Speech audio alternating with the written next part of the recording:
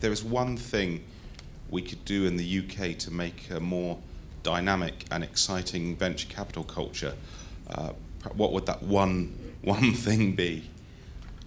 I don't regard venture capital as an unalloyed blessing. I have to say, I had more than I care to imagine in the film business, and they weren't all a good thing. I suppose if I take the question, what would make it better? Why do I have to come first? I think that the recent moves from the government to extend EIS will actually shake up the industry here a bit. The limits that are going into the tax breaks is actually going to start to allow venture capital in here to deploy it with tax advantage money. That might not be a good thing insofar as that doesn't scale from a US firm's point of view. That doesn't scale, but it probably helps the UK firms in some respects, and it certainly helps probably entrepreneurs. So in some respects, I think the government's actually probably making more of a change than anybody in this room would otherwise have been able to do individually. I'll keep thinking and pass over to the others. Yeah, I think capital. In fact, we got dragged into Downing Street. I've got a Downing Street story. I won't bore you with it. They asked this question, and they were, what are we going to do for the technology industry, and blah blah blah blah. We want to share our views with the entrepreneurial sector and the venture capital community. And I got there late, and they had this big thing open on the desk, and so I'm really sorry I'm late. Well, could you just kind of fill me in? These are our plans. We're going to build a technology park on Silicon Roundabout.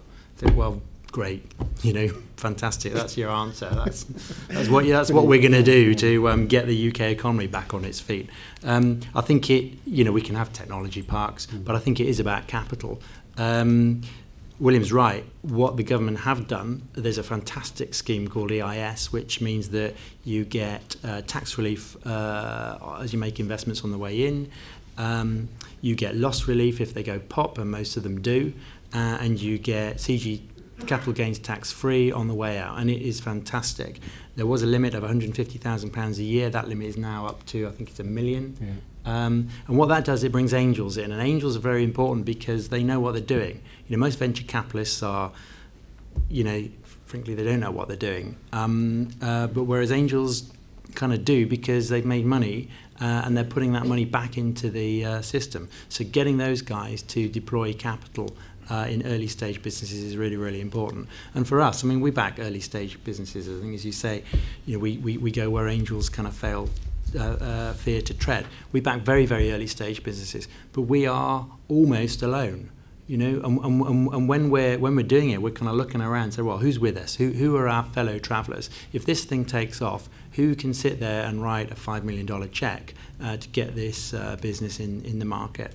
And there are too few people, so I think more capital. Yeah, absolutely, yeah.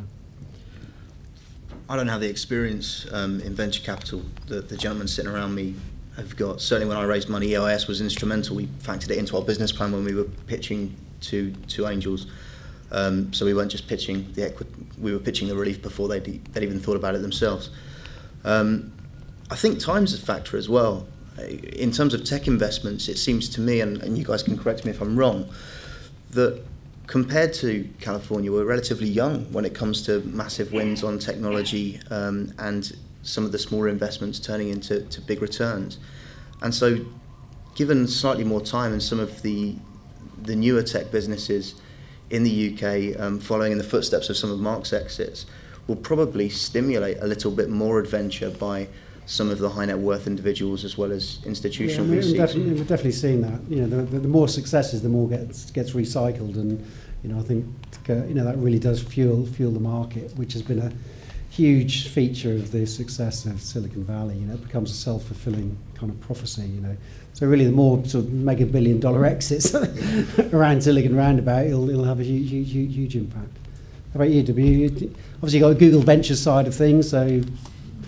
It's not, you don't just buy companies, do you?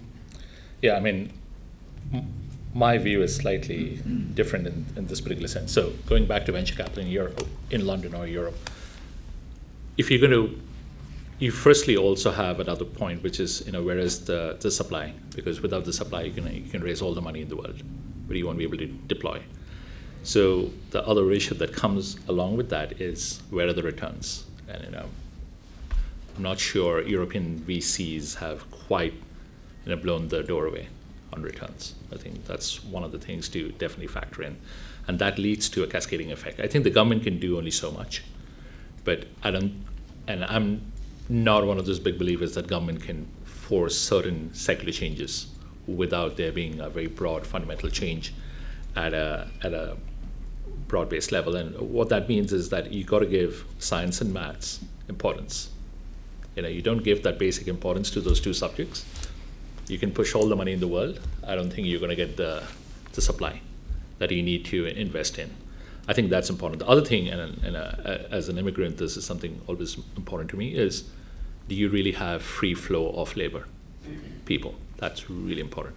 You can have all the debate, you can have all the protectionism, everything that goes with it. But one of the things I've always not understood quite well is, actually, in a lot of ways, the UK system for an immigrant coming in is actually very favorable compared to the American.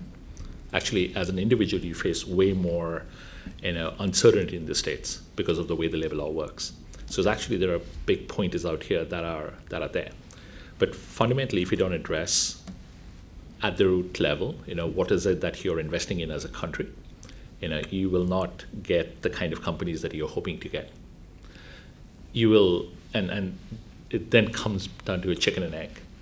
Does it mean that there is not enough money chasing the right companies, or is there not enough companies to chase for? I always still veer is that it's the second, because in the first is self-corrective to a certain extent, and no amount of tax incentives can ever change that. But I agree, the EOIS definitely has played a big part in especially in Britain.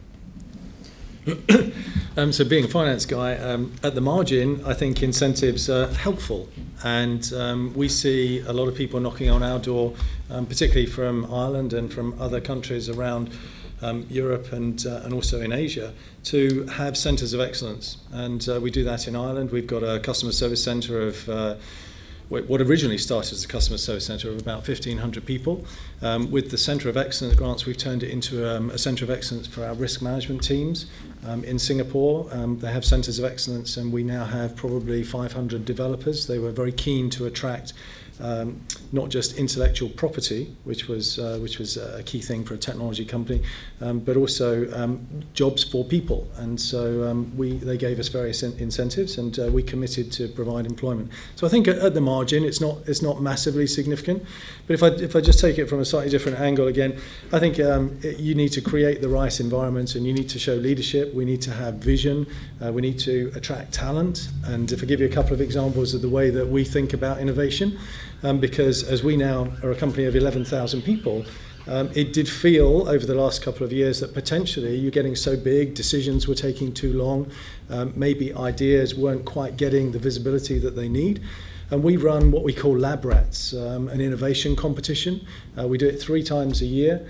We say to people, come up with your ideas. We give them no money. We give them no time, no resources. People do it in their spare time. They come back to us. If they get their idea funded, they get a lot of money. And they also get, which is more important actually to all of them, but they get the idea funded. And I was very proud that the last 3 winners, the first, second and third of the last competition were out of Europe, and some fantastic ideas whereby you drive into a garage, you have a license plate recognition, it automatically debits your PayPal account when you press a key. This is not going to happen tomorrow, but great ideas, and I think that our US colleagues were blown away actually by the innovation coming out of Europe, so it shows that we can do it.